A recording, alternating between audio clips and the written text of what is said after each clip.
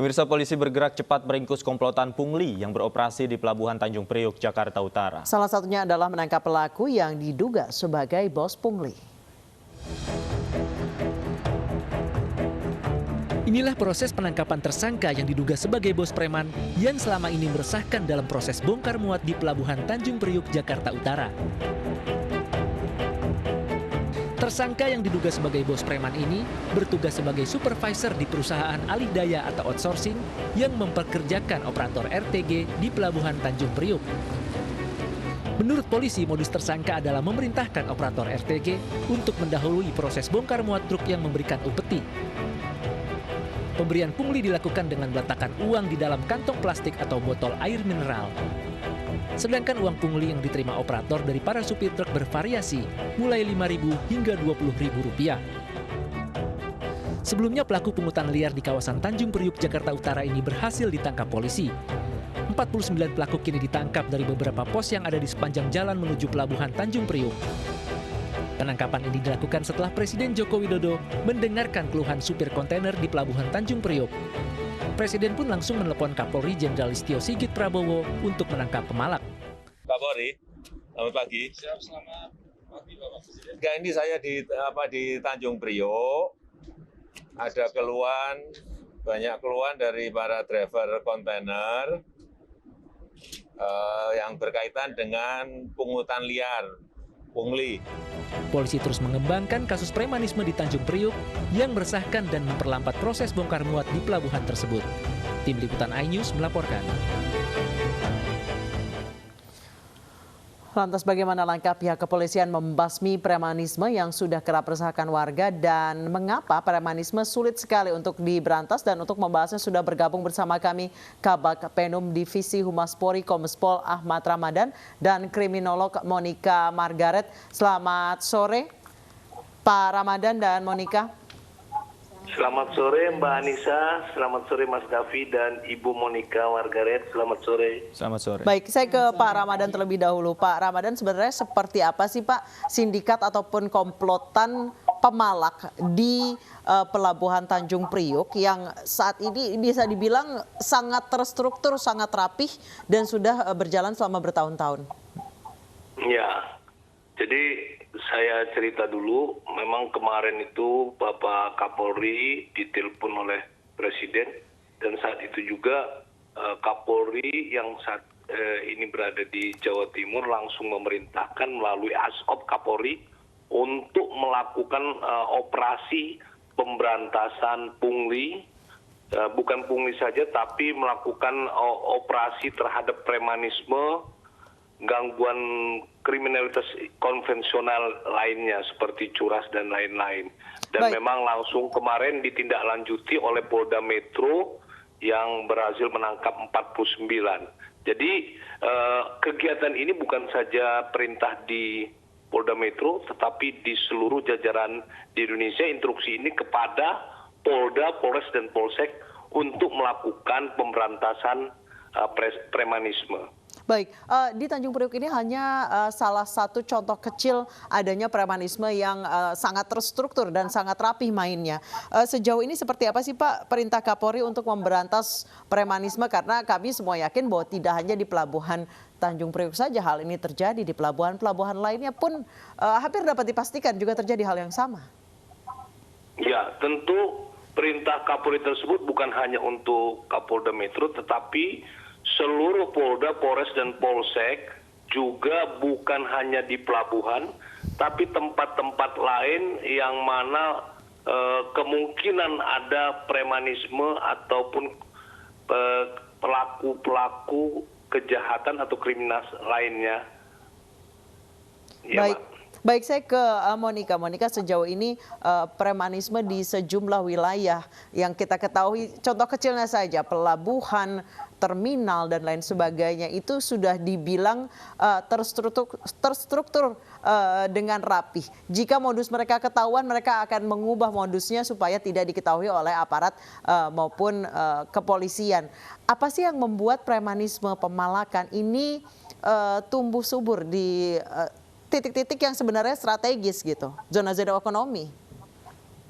Ya baik Mbak, jadi kalau kita lihat memang masalah premanisme sudah lama sekali terjadi di Indonesia dan ini terkait dengan budaya kejahatan ya, di mana akhirnya masyarakat ada membentuk menjadi kelompok-kelompok organisasi-organisasi masyarakat gitu ya, yang punya kebiasaan khusus untuk melakukan kejahatan. Jadi tujuannya melakukan kejahatan. Nah, sumbernya adalah karena budaya kejahatan yang biasa dilakukan oleh mereka. Jadi mereka membentuk yang namanya kalau kita kenal sebagai bentuk organized crime, ini adalah bentuk dari premanisme atau lebih khususnya lagi ya pungli-pungli yang terjadi di wilayah-wilayah tertentu yang biasanya punya motif ekonomi sendiri untuk para pelakunya.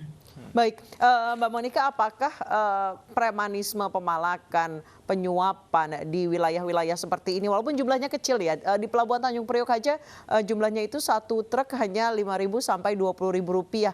Itu karena memang tidak adanya budaya antri, orang pingin cepat, kemudian dimanfaatkan oleh oknum-oknum preman ini supaya orang bisa punya akses langsung atau jalan pintas gitu.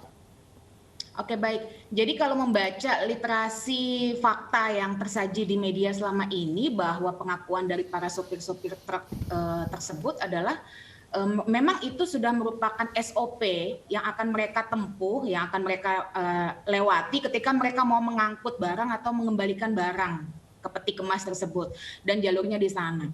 Dan untuk nominal sendiri biasanya kalau yang 5.000 itu tidak akan dilayani Mbak, di atas 10.000. Hasil dari data yang tersaji di media. Nah, jadi sebenarnya proses itu mau tidak mau dipenuhi oleh para supir truk ini untuk memperlancar kegiatan mereka gitu. Karena mereka kan ditekan juga dengan pekerjaan, dengan beban pekerjaan, dengan kecepatan ekspedisi pengiriman yang harus mereka lakukan gitu ya. Nah, jadi sebenarnya mau tidak mau secara sadar gitu ya mereka akhirnya melakukan gitu yang namanya memberikan pungli itu, memberikan justru ya secara sadar mereka akan memberikan itu untuk membantu kinerja mereka semua. Oke, baik. Saya ingin kembali ke Pak Ramadan. Pak Ramadan, ini kan melibatkan banyak anggota, baik itu dari organisasi preman itu sendiri, bahkan katanya juga ada oknum, karyawan begitu yang terlibat. Bagaimana kemudian mereka membagi perannya dalam organisasi atau komplotan yang begitu besar seperti apa, Pak? Jadi begini, mereka itu memang punya peran masing-masing. Seperti kalau yang paling banyak ketahuan itu ya yang pungli-pungli jalan itu yang kita sering bilang Pak Ogah. Pak Ogah itu juga terstruktur, jadi dia bukan sendiri, jadi dia punya teman-temannya. Jadi struktur itu bukan struktur organisasi formal, tapi mereka yang bekerja di situ bukan orang-orang siapapun mau menjadi Pak Ogah di situ dia bisa. Jadi mereka ada yang melakukan pungutan kemudian dia menyerahkan. Nah, memang dia ada yang dibutuhkan perannya ketika tidak ada mereka seperti Pak Ogah itu maka akan menjadi kemacetan gitu. Jadi dia memanfaatkan situasi untuk mencari rezeki seperti itu kira-kira. Baik, Pak Ramadan tadi disebutkan bahwa premanisme pemalakan itu sudah sangat terstruktur dan sudah seperti menjadi kebiasaan, bahkan melekat di keseharian pelabuhan, terminal dan lain sebagainya. Langkah kepolisian untuk menindaklanjuti perintah Kapolri untuk memberantas premanisme dan pemalakan ini seperti apa Pak strateginya? Karena bisa dibilang sudah sangat mendarah daging, sudah berbelas-belas bahkan berpuluh-puluh tahun. Tentunya ini perintah yang serius dan harus dilaksanakan. Perintah kemarin tentunya kita bukan hanya di Polda Metro Jaya atau Tanjung Priok, tetapi di seluruh Indonesia yang harus dilakukan. Bahkan Kapolri sendiri sudah mengatakan beliau akan menegur Kasat Wil yang tidak melakukan operasi tersebut. Jadi sifatnya negara harus hadir, negara tidak boleh kalah dengan premanisme. Premanisme yang ada harus diberantas. Tentu ada langkah-langkah edukasi, ada langkah-langkah yang harus disampaikan. Namun ketika edukasi atau peringatan tidak diindahkan, maka penegakan atau penindakan harus kita lakukan. Nah, ini menjadi persoalan, mereka ini adalah menjadi mata pencaharian. Menjadi mata pencaharian, tentunya Polri juga akan berkoordinasi, karena ketika itu mata pencahariannya, ketika katakanlah kita berantas, dia akan melakukan kegiatan yang lain. Nah, ini yang harus kita antisipasi, jangan sampai kegiatan lain yang tadinya preman pungli seperti itu, tapi menjadi kegiatan preman yang lain. Nah, tentunya harus ada kerjasama dengan stakeholder lainnya, Mbak. Baik, saya kembali ke Mbak Monika. Mbak Monika, sejauh ini bisa dibilang pungli itu sudah mendarah daging dan memang sudah menjadi keseharian dalam kehidupan di zona perekonomian seperti terminal, pelabuhan, dan lain sebagainya.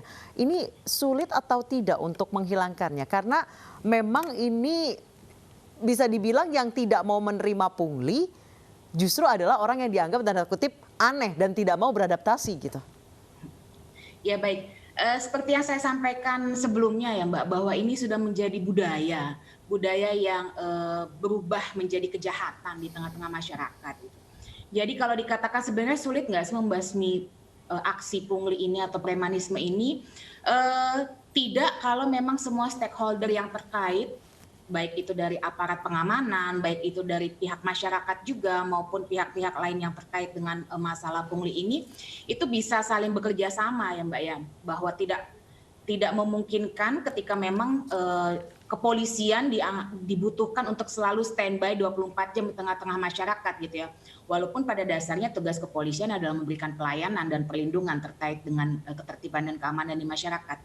Tapi peran serta masyarakat dan juga pihak-pihak yang terkait itu justru sangat penting untuk mengatasi masalah pungli ini. Ketika akhirnya Kapolri kemarin melaunching aplikasi 110 gitu ya untuk mengatasi masalah pungli, artinya masyarakat bisa melaporkan ke pihak kepolisian, bahwa itu sebenarnya di satu sisi diapresiasi gitu, bahwa bentuk aplikasi itu memang bisa menjadi awal atau trigger gitu ya untuk masyarakat lebih sadar lagi bahwa bila di sekitarnya terjadi aksi premanisme atau pungutan liar ini, masyarakat tidak justru takut gitu. Bahkan yang tadi saya sampaikan bahwa para supir-supir truk yang akhirnya dengan sukarela gitu ya, tapi di belakang mereka malah mengeluh, malah berkeluh kesah, malah takut juga, itu akhirnya juga bisa mengerti bahwa memang tindakan premanisme dan pungli ini harus diberhentikan gitu.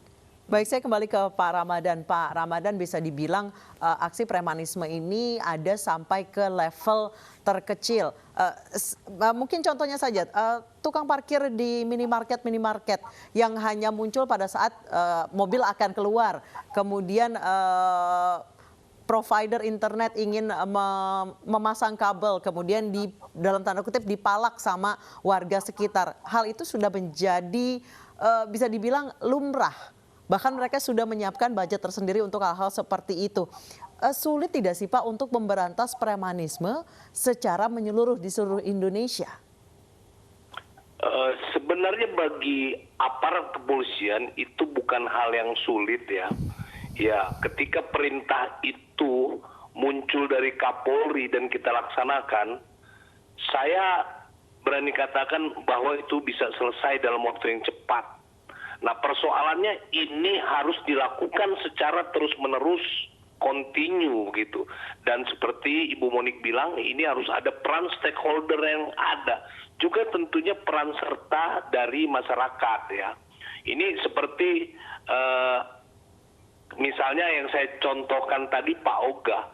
Jadi ada juga masyarakat yang mungkin bukan merasa dipalak, tapi mungkin merasa dia terbantu seperti itu. Nah, tentunya ini memanfaatkan jam-jam rawan gitu, jam-jam rawan di posisi di lalu lintas ya, misalnya pagi dan sore. Nah, seperti Mbak contohkan tadi, parkir itu mereka bukan jasa parkirnya, tapi merasa jasa keamanan ketika para pemilik kendaraan bermotor merasa kalau aman nggak kalau motor saya ini diparkir gitu. Jadi ini perasaan pemilik kendaraan gitu. Sehingga parkir tersebut bukan merupakan jaminan daripada keamanan. Nah, para katakanlah preman ini dia mengklaim bahwa ini jasa keamanan parkir. Jadi dia mengklaim motornya bisa diamankan gitu. Nah, ini si pemilik kendaraan dia merasa wah lebih baik saya keluarin duit 5.000 gitu kan. Yang penting motor saya aman gitu. Jadi ini peran serta masyarakat ini yang harus kita pikirkan bersama. Sekali lagi kalau untuk memberantas bagi aparat kepolisian itu bukan hal yang sulit, bahkan boleh dikatakan mudah. Tetapi persoalan-persoalan ini harus kita kaji bersama stakeholder yang ada. Demikian, Mbak. Baik, saya kembali ke Mbak Monika. Menurut Mbak Monika, untuk memberantas premanisme itu mudah atau tidak sih? Karena bisa dibilang preman itu hilang satu tumbuh 1000. Mereka terus ada penerusnya, ada masternya, kemudian ada murid-muridnya yang kemudian mengembangkan lagi murid-muridnya ke tempat yang lain. Dan tadi seperti kata Pak Ramadan mengatakan mereka menganggap bahwa mereka akan menjamin keselamatan mobil ataupun sepeda motor. Karena kalau kita tidak mau dibayar parkir, mobil kita akan dibaret atau spion motor kita akan dipatahin gitu. Mbak Monika silakan. Oke, baik Mbak. Jadi sebenarnya kalau kita bilang ini mudah atau tidak gitu ya, bahwa sebenarnya harusnya justru aparat penegakan hukum dan pihak-pihak yang terkait yang punya otorisasi untuk melakukan pengamanan itu justru harus lebih kuat gitu ya daripada kelompok-kelompok premanisme ini gitu ya. Jadi ya di mana-mana warga negara adalah orang yang turut aturan terhadap undang-undang atau hukum yang berlaku di negaranya gitu ya. Jadi tidak mudah untuk suatu negara gitu ya harusnya bisa mendisiplinkan gitu ya atau menghilangkan problema pungli ini. Namun di satu sisi tadi disampaikan bahwa para supir-supir truk tadi kan tertekan gitu ya, terbentur dengan keadaan atau posisi kalau mereka tidak memberikan punglinya gitu ya, tidak membayar, lantas kendaraan mereka tidak dijaga, lantas kemudian terjadi aksi misalnya pencurian yang lain. Sebenarnya hal itu seharusnya sudah dipenuhi oleh pengamanan yang diberikan oleh lembaga-lembaga terkait misalnya di terminal-terminal atau di pelabuhan-pelabuhan gitu ya. Misalnya seperti di Pelabuhan Tanjung Priok sendiri pasti kan sudah ada KP3. Itu dari pihak kepolisian, kemudian dari pihak perusahaan ekspedisinya sendiri atau depo-depo tersebut gitu ya. Mereka kan juga pasti punya manajemen security yang sudah bertugas atau mempunyai fungsi untuk melakukan pengamanan. Seharusnya itu menjadi tanggung jawab mereka. Baik. Artinya memang memaksimalkan peran stakeholder yang ada di sana untuk memperkecil potensi-potensi pemalakan dan juga pungli yang dilakukan oleh preman juga cukup penting. Terima kasih sekali lagi Mbak Monika dan terima kasih juga Pak Ramadan atas waktunya sudah bergabung bersama kami di iNews Sore. Selamat sore.